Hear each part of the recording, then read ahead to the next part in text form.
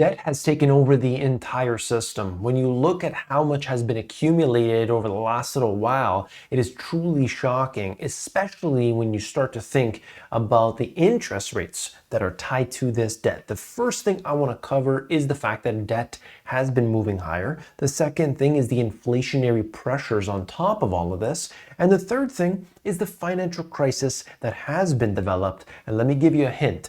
Credit Suisse is involved. Let's begin. So let me take you through the whole story here. First things first, credit cards defy slowdown in broader credit demand and access. What's important to know is that credit card usage has multiplied over the last while, and this is specifically because of what's happening with the cost of goods and services. Everything has been moving up, and people, as a result, their wages aren't keeping up. They have to use their credit cards. And when you see the prices that people have to pay on these things, it's incredible. Look, I've been quoting 18% for a while, and meanwhile, it moved over 19%. 19.14% as of the 16th.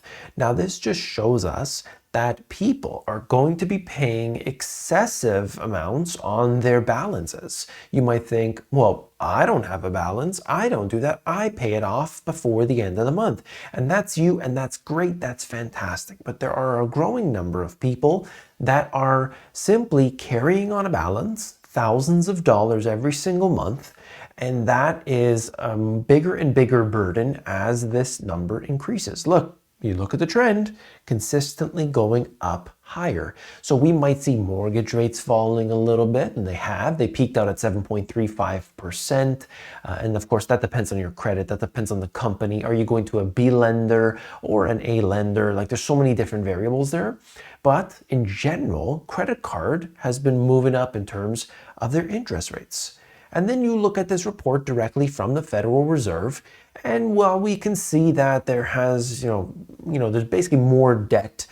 Not that that would surprise anybody, and that's gone up, and we can see the differences here. And the one thing that I wanted to point out was that delinquencies have started to go up. Now, this is coming from historically low levels, and this has been the case because of the infusions of cash coming from the government. And they've been, the child tax credit, the different stimulus packages, all these things were, and by the way, the moratoriums that were in place, a lot of that prevented a bigger crisis from unfolding. And the end result, of course, is that you, the individual, will have to pay more in taxes in the long term. That's just the way it works, right? Because if the government's going to fund something, that has to come from somewhere, and ultimately higher taxes are the proposed solution to that. And so this is what we have today, okay? Debt is enormous, growing, and becoming a bigger burden because of interest rates, okay? That's really what I wanted to signal. Now, then we have this aspect, which is the gap between wage growth and price inflation, approximate real wage growth. And so as people at the beginning of, let's say, 2020 were trying very hard to get a raise, and maybe they needed to quit and they needed to join a new company and so on. But in general, when we look at the numbers here, because of the effects of inflation, it hasn't been able to keep up. Okay, that is just showing us that month after month after month, inflation has put a big damper on what should have been more growth in this aspect. That's what I'm trying to show. Overall, the debt burden and the inflationary burden coming together right now. And I want to talk about the inflationary pressures. People should be aware of all of that which is going on, and let's look at that.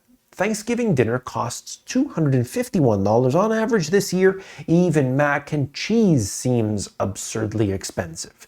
Now, it depends on what you eat, it depends on where you live, all these different things. I have to say that's caveat every single time. But anyway, the point here is that why they do this is you can see that every year at the same time of year, you get a measurement for a particular meal. And that has risen, and it's because of one reason or another, but ultimately people have to pay more for the same goods. The same basket of goods are costing more.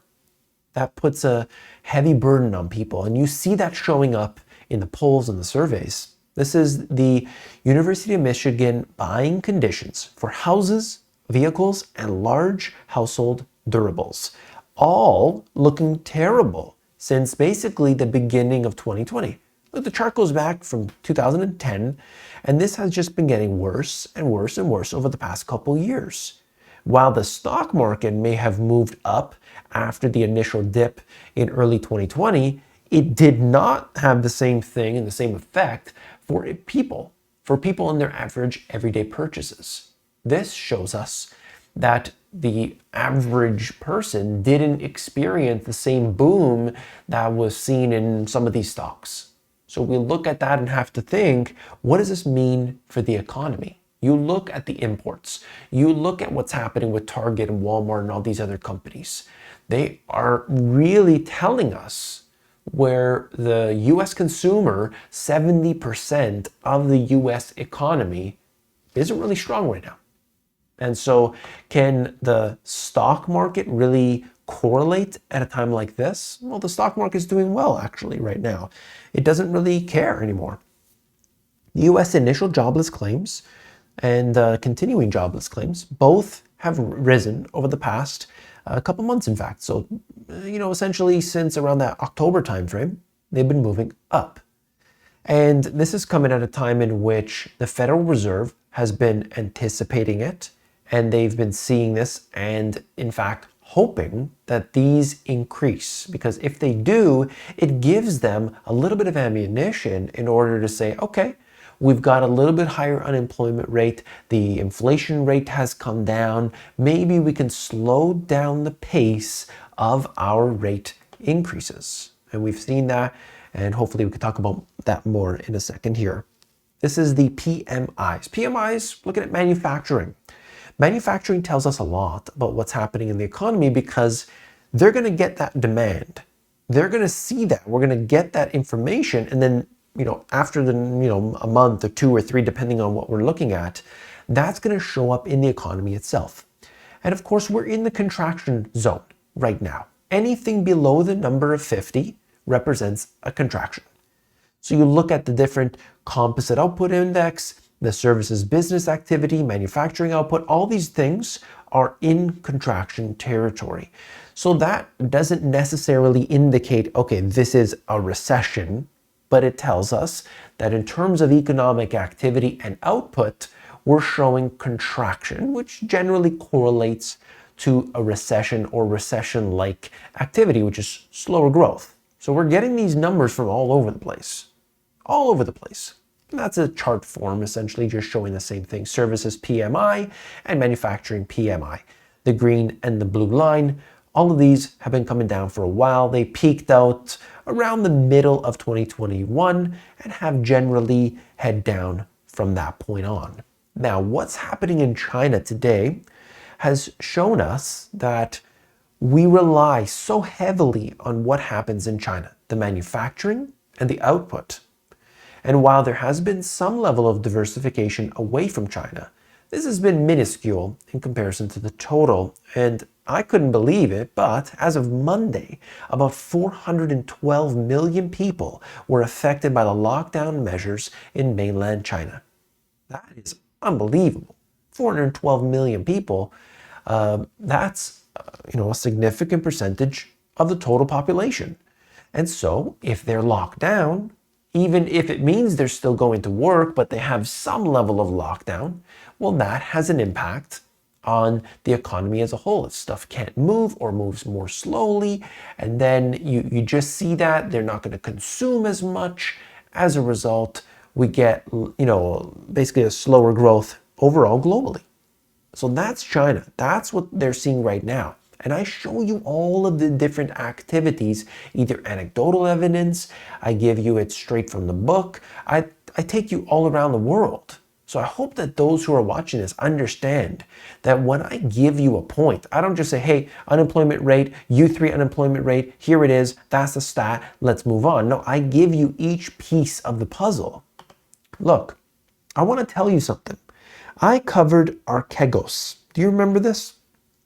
Archegos was one of these companies that had a serious problem. I mean, we saw that. It was a serious problem. The company was failing. We looked at the details behind it. Oh, wow, they took some major risks and lost a lot of money as a result. And who was connected with that?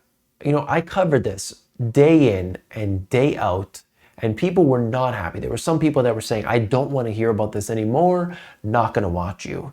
But there's one company that was directly involved with that, and that's Credit Suisse. And so we're starting to see all of this rise to the top as soon as interest rates began this cycle of increasing.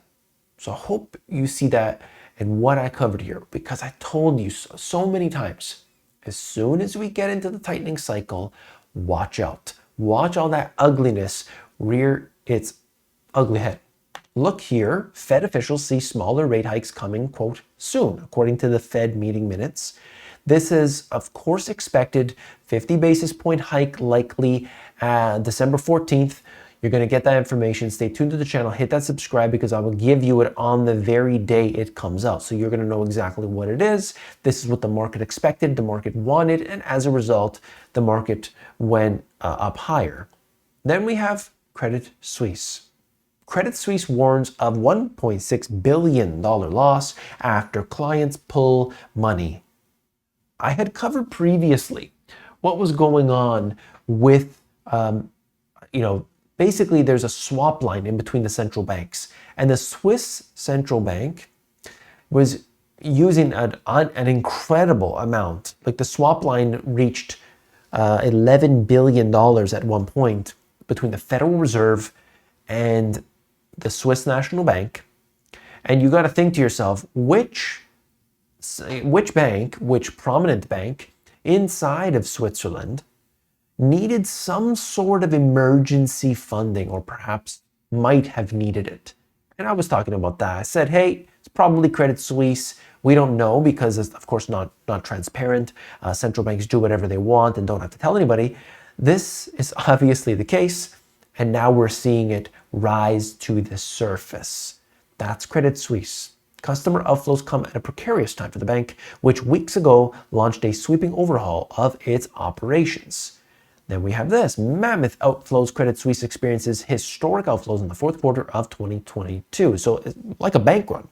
Think of this like a bank run, except one difference between, let's say, FTX and what's happening with Credit Suisse. You have central banks that are willing to backstop all this. You have central banks that will pull out all the stops to bail them out. This is incredible. And we see it right before our very eyes. This cycle will not stop until interest rates go right back down to zero. And you're going to have failures left, right, and center. Yes, central banks might bail them out. In this case here. We'll see what happens. But this is one company that they're trying to, quote, restructure. Let's take this company and let's try to take all their bad debt and put it inside of a, quote unquote, bad bank, and then have some suckers buy that up, and hopefully it's going to be a good thing as a result. But time and time again, we get the same problems appearing, and it isn't fixed by repackaging it all. So this is my point here. All of these things through the cycle have turned out to be exactly what was anticipated. I anticipated it, and I know you did too, because you're following along with all this data, and it's pretty obvious.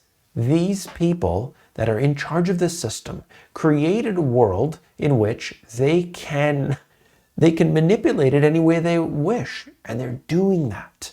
And so we see the effects of this today in companies like Credit Suisse, but also in companies like FTX. And that's an extreme example, but Credit Suisse is an extreme example too. So we only know in time what's going to happen, but I think it's really important to focus on the details that are in front of us today. If you found this video informative, make sure that you hit that subscribe button down below. I bring out a video every single day, and I listen to you and what you have to say. So if you tell me in the comments what you want to see or hear, I will bring that to you. I'll see you tomorrow. Take care.